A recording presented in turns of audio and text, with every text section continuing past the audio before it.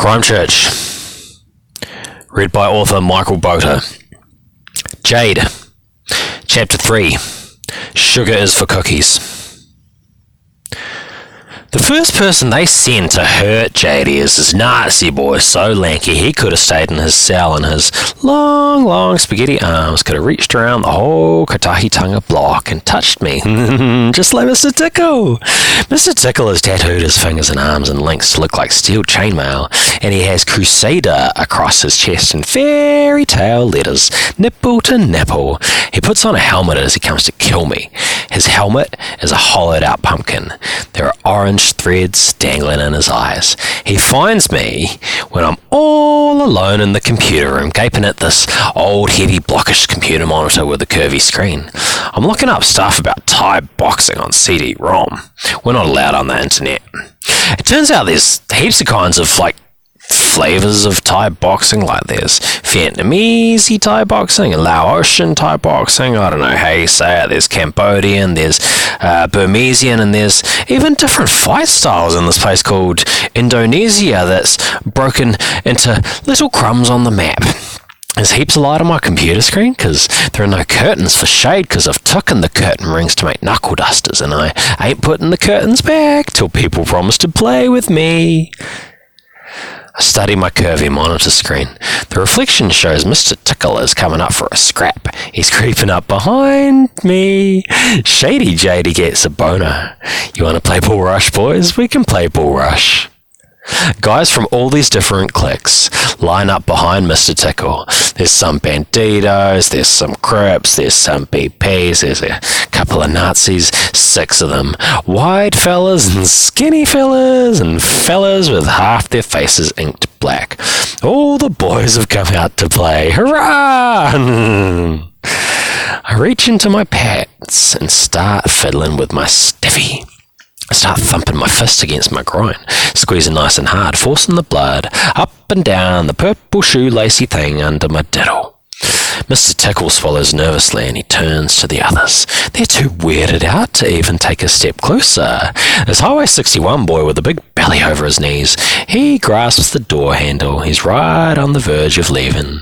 They've all got grey pumpkin helmets on, so their heads look like the helmet on my diddle. Giggles, squiggles, sticky you. My own diddle squeezes white snot into my fingers, and I launch the jizz at Mr. Tickle's face. It splats on his chin, and I'm laughing so bad I think I'm going to pee my pants. This is honestly the funniest thing that's happened in jail yet. And then they spear tackle JD off his chair, and they kneel on my shoulder, and this gold-coloured bald fella with mountains of muscle piled on his shoulders cricks his fingers, and he looms over JD, blocking out the ceiling. It's like his shoulders connect straight into the sides of his head. He's got slitty black eyes and big islander lips, but tall cheekbones and ears like a white boy. Chong, I heard this guy's name is. Sup, bully? I tell him. Are we playing? Or are we serious? There's something in this King Kong Chong fella's eyes. It's a cheeky spark. But he ain't on JD's side. He doesn't want to make a joke of this. Mr. Squinty stares down at me as all the gangsters pile on, kneeling hard on my elbows and thighs and throat. Standing tall as the ceiling, he hefts something heavy and grey. It is box-shaped. It is not a pumpkin helmet.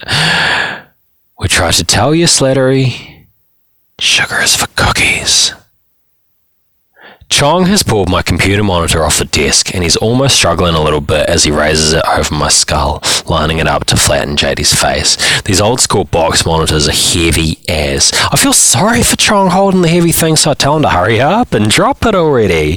Hey, it's not as if it's going to hurt, because JD doesn't feel nothing. The nurse arranges for me to work in the kitchen.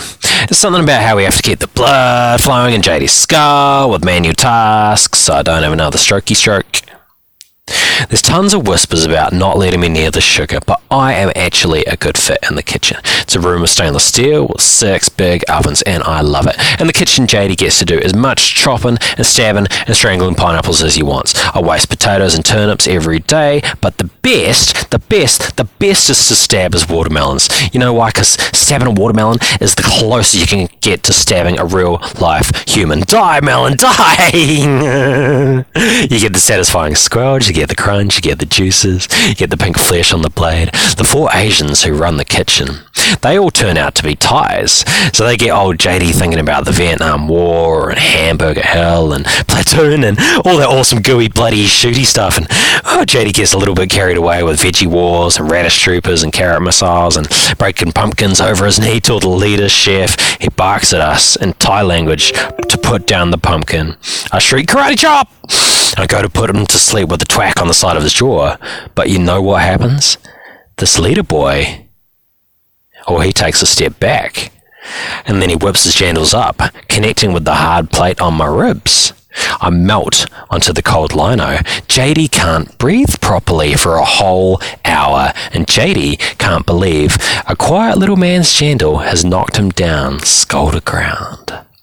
The kitchen boys, they step over me like I'm a pile of dropped laundry. Nobody helps JD get up. You work or you go home, you go to yourself, Orang, he says. You show respect your here kitchen. JD has to crawl onto a mountain of sacks of rice and recover. My Thai, Mr. Gentleman eventually goes in a real heavy, clipped accent.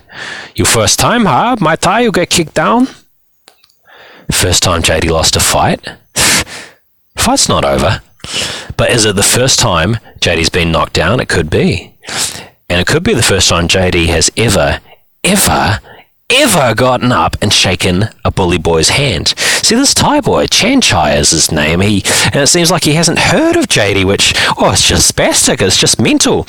It's almost impossible to be from Christchurch and not have heard of evil Jade Slattery. But Chan Chai is real casual about wasting the city's deadliest predator. He turns around, he gets back into his work, pinching the lids of fruit pies shut. There are 450 pies spread out across 30 trays. He tosses a massive bag of icing sugar at me. "You dust pie," Chan Chai says.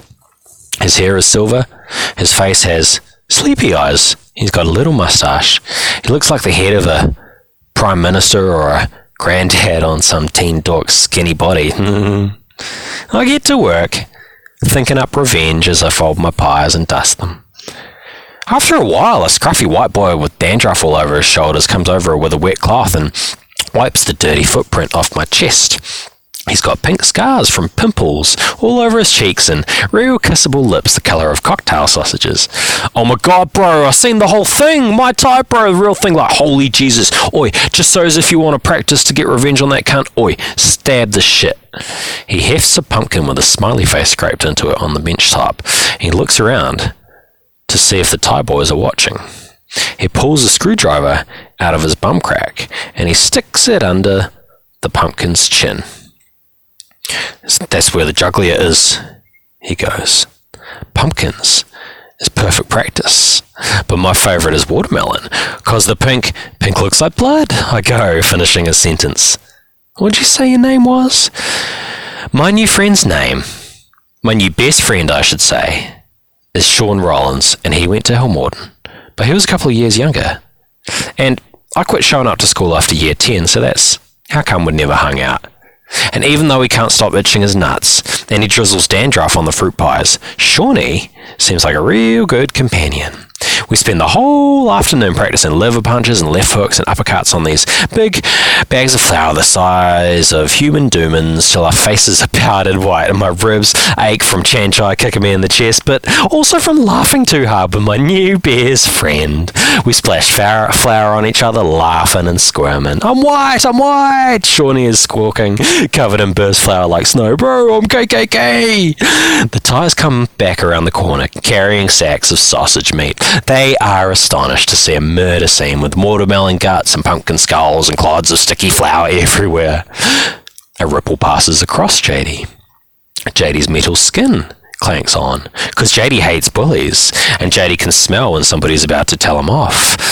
A skinhead bully one time shoved a skyrocket up my teddy bear when we were at intermediate and blasted my teddy into space, which is how come JD vowed to fight any old bully any old time. Instead of kicking me, Chanchai smirks at the flour dust and the veggie meat, and he pats my shoulder, nodding at Shawnee boy. Farang, you'll find your boyfriend. Too right, Sean goes. He's holding his screwdriver down by his hip. He's ready for a scrap, ready for a stab. But I tell him it's okay. I'm proud to tell the kitchen, Shawnee is my friend, and we put our weapons away.